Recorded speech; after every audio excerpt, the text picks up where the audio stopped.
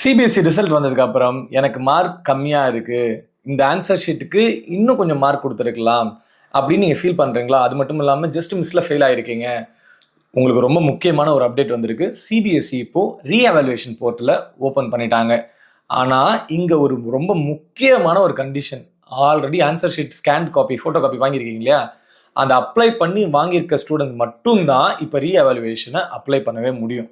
வேற நான் வாங்கல சார், எனக்கு போர்ட்டல் ஒர்க் ஆகல, நான் வெயிட் பண்ணேன், முடிஞ்சிச்சு. நீங்கள் ஸ்கேன்டு காப்பியை பண்ணலை, அன்ஃபார்ச்சுனேட்டாக இந்த ஸ்டேஜை நீங்கள் விட்டுட்டீங்கன்னா உங்களால் இந்த ரீவேல்யூவேஷனில் பார்ட்டிசிபேட் பண்ண முடியாது. சிபிஎஸ்சி கவுத்துட்டாங்க. அண்ட் ஜூன் 2 இன்னைக்கு தானே இந்த போர்ட்டல் ஓப்பன் பண்ணியிருக்காங்க. ஜூன் 6 மிட் நைட் வரைக்கும் நமக்கு சொல்லியிருக்காங்க. நம்ம மிட் நைட் வரைக்கும் ஓப்பன் பண்ணி லைக் இதை வந்து பண்ணலான்னு லாஸ்ட் மினிட் வரைக்கும் வெயிட் பண்ணாமல் சீக்கிரமாக நீங்கள் எந்தெந்த சப்ஜெக்ட்லாம் பண்ண போகிறீங்களோ அதை உங்கள் ஸ்கூலில் போயிட்டு அந்த டீச்சர் கிட்ட கொடுத்து, இப்போ 15 மார்க் வாங்கியிருக்கீங்க, அது 23 ஆக்கணும்னா 25 வரைக்கும் எப்படியாவது கேட்டு பண்ணுங்க, ஓகேவா? அண்ட் ஆல்சோ நீங்கள் இந்த வெரிஃபிகேஷன் ஆஃப் இஷ்யூஸும் இந்த தடவை கொடுத்துருக்காங்க. இது என்னன்னா 2 விதமாக பிரிச்சுக்கலாம் இந்த ரீவேல்யூவேஷனை. இது ஆன்சர் ஷீட்டில் டெக்னிக்கல் ப்ராப்ளம் இருக்குன்னு சில பேர் சொல்கிறீங்க இல்லையா? நிறைய பேருக்கு வந்து அந்த மாதிரி சொல்லியிருந்தீங்க என்கிட்ட. ஃபார் எக்ஸாம்பிள், சில பேருக்கு வந்து பார்த்தீங்கன்னா பேஜஸ் மிஸ் ஆயிருக்கு அப்படின்னு சொல்கிறீங்க. சில பேருக்கு சப்ளிமெண்ட்ரி ஷீட் அப்லோட் ஆகலை அப்படின்றது சில பேர் சொல்கிறாங்க. அண்ட் கிராஃப் மிஸ் ஆகிருக்கு.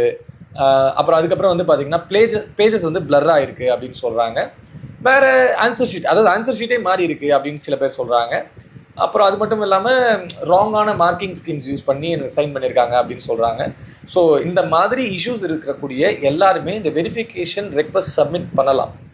இதுக்குமே வந்து ஒரு அந்த போர்ட்டல்லே பார்ட் 1ன்னு ஒன்று இருக்குது. இதுக்கு 100 rupees. செகண்ட், இதுதான் வந்து ரீஎவாலுவேஷன்.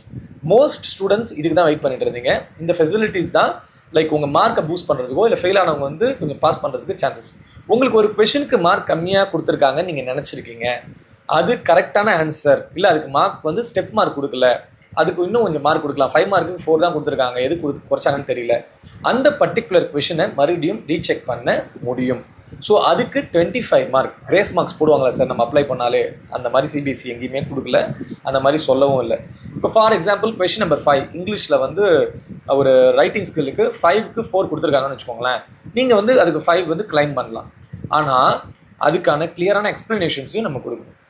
அப்போது அந்த கொஷினை செலக்ட் பண்ணி எவாலுவேஷனுக்கு அனுப்பி தான் நம்ம திரும்ப அந்த மார்க் வாங்கணும். ஓகே, ஸோ இந்த இடத்துல சிபிஎஸ்சி எக்ஸாமினர் மறுபடியும் அதை செக் பண்ணிவிட்டு உங்களுக்கு மார்க் இன்க்ரீஸ் பண்ணலாமா அப்படின்றத அவர் சொல்லுவார்.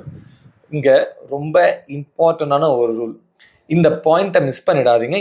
ஏன்னா இந்த இடத்துல ஒரு சான்ஸ் நம்ம கொடுத்து பார்க்கலாம். இந்த இடத்துல வந்து சிபிஎஸ்சி வந்து நிறைய மிஸ்டேக் பண்ணிட்டாங்க. ஓகே, அதனால் நம்ம இந்த 15 மார்க் வரைக்கும் நீங்கள் வாங்கியிருக்கக்கூடிய எல்லாருமே அப்ளை பண்ணுங்கள். பேப்பர் வாங்கியிருந்தீங்கன்னா ஃபெயில் ஆகிருக்குன்னா 4 சப்ஜெக்ட் ஃபெயில் தான், 4 சப்ஜெக்ட்டுமே பண்ணுங்கள், ஓகேவா? ஆனால் இந்த அப்ளை பண்ணுறதுல ரொம்ப முக்கியமான ஒரு விஷயம், இப்போ ஃபார் எக்ஸாம்பிள் நான் இங்கிலீஷை தவிர்த்து physics, chemistry, mathematics and CS இந்த 4 நான் அப்ளை பண்ணணும். நான் வந்து ஃபிசிக்ஸ் முடிச்சுட்டு அது கம்ப்ளீட் பண்ணிவிட்டு பேமெண்ட்லாம் பண்ணதுக்கப்புறம் நான் அப்ளை பண்ணலாமான்னு கேட்டிங்கன்னா இன்னொரு நாள், அதாவது நீங்கள் ஒன்ஸ் ஃபினிஷ் கொடுத்துட்டிங்கனாலே முடிஞ்சு போச்சு. சிபிஎஸ்சி தெளிவாக சொல்லியிருக்காங்க. ஏன்னா இந்த மாதிரிலாம் ரூல் வைக்கிறாங்கன்னு எனக்கே தெரில. பசங்களுக்கு வந்து இந்த மாதிரிலாம் இதுலலாம் காம்ப்ளிகேஷன்ஸ் கொடுக்குறீங்க, எனக்கு புரியவே இல்லை, ஏனே புரியல. இப்போது இந்த வீடியோ எடுக்கிறதுக்கு முன்னாடி ஒரு பையன் ஃபோன் பண்ணி அவன் கெமிஸ்ட்ரி மட்டும் முடிச்சு லாகின் பண்ணிட்டான். அண்ட் லாகின் பண்ணி சப்மிட் பண்ணிட்டான். அவன் இப்போ ஃபிசிக்ஸ் போக முடியாது, முடிஞ்சு போச்சு, ஒன்றுமே பண்ண முடியும். சிபிஎஸ்சியில் அந்த இதில் தெளிவாக கொடுத்துருக்காங்க. பட் இதில் வந்து ஸ்டூடெண்ட்ஸ் மிஸ்டேக் பண்ணுவாங்க.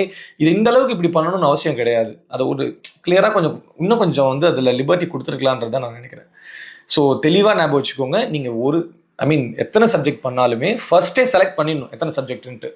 ஓகே, அதுக்கப்புறம் நீங்கள் வந்து ஒரு கொஷினாக நீங்கள் எதுக்கு என்ன மார்க் வேணும் அப்படின்றத கொடுத்துட்டு அதுக்கான என்ன விதமான பாயிண்ட்ஸ் இருக்கும் அதையும் எழுதி பண்ணிக்கலாம்.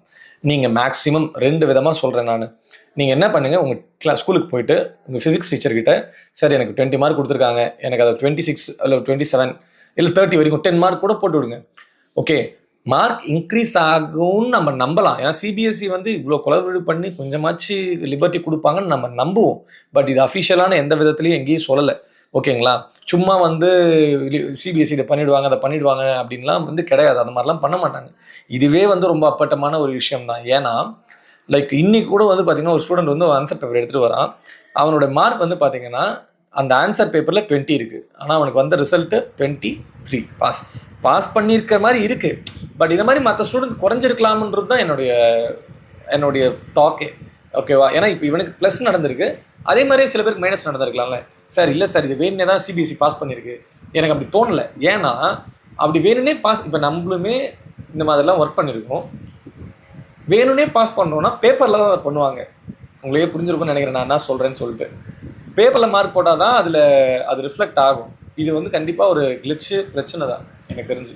ஸோ இந்த பிரச்சனையை இதுக்கு மேலே அவங்க தீர்ப்பாங்கன்னு சத்தியமாக வந்து நம்ம எந்த விதத்துலையும் வந்து எக்ஸ்பெக்ட் பண்ண முடியாது, அவ்வளோதான். ஓகே, அண்ட் இதில் லைக் நீங்கள் சிபிஎஸ்சியை போய் திட்டுறதாலையும் இல்லை வந்து மேற்கொண்டு நான் ரீவேல்யூவேஷன் அப்ளை பண்ணல, சிபிஎஸ்சி ஏதாவது எங்களுக்கு கிரேஸ் கொடுக்குன்னு சொல்லிட்டு தான் நாங்கள் வெயிட் பண்ணோம், இல்லை வந்து எங்களுக்கு திரும்ப வந்து எங்களுக்கு வந்து ரீவேல்யூவேஷன் அப்ளை பண்ண கொடுங்க, we can raise our voice. கண்டிப்பாக ஒரு நாளாவது கொடுத்துருக்கலாம்.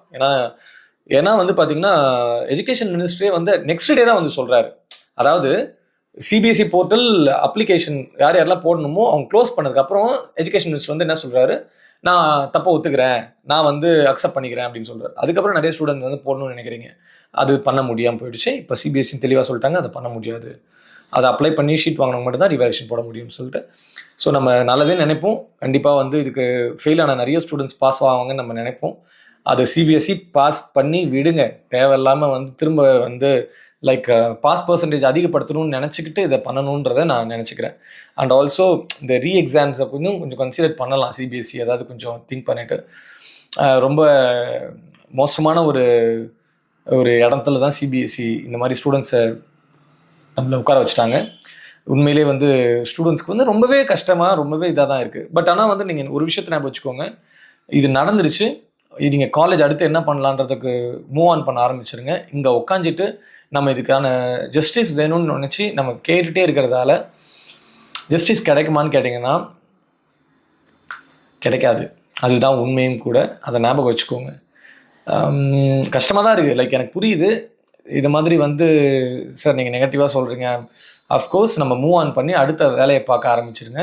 Maybe I wish to God இந்த டேர்னிங் பாயிண்ட் நீங்கள் நினைக்கிற மாதிரி உங்கள் வாழ்க்கையில் மார்க் வந்ததை விட இந்த மாதிரி நடந்தது உங்களுக்கு இன்னும் ஒரு நல்ல வளர்ச்சியை கொடுக்கணுன்றதை நான் வேண்டிக்கிறேன். ஓகே, ஸோ அந்த மாதிரி ஓகே, இந்த எஜுகேஷன் சிஸ்டம் இப்படி இருக்க, வேறு நம்ம ஒன்றுமே பண்ண முடியாது. And all the best. இப்போ அப்ளை பண்ணுற நிறைய ஸ்டூடெண்ட்ஸ் பாஸ் ஆகணும்னு நான் வேண்டிக்கிறேன். அண்ட் ஆல்சோ நிறைய பேருக்கு நிறைய மார்க்ஸ் கிடைக்கணும்னு நான் வேண்டிக்கிறேன். சிபிஎஸ்சி இதை பண்ணணும்னு நான் வேண்டிக்கிறேன். ஓகே, தேங்க்ஸ் ஃபார் வாட்சிங் this video. Have a nice day.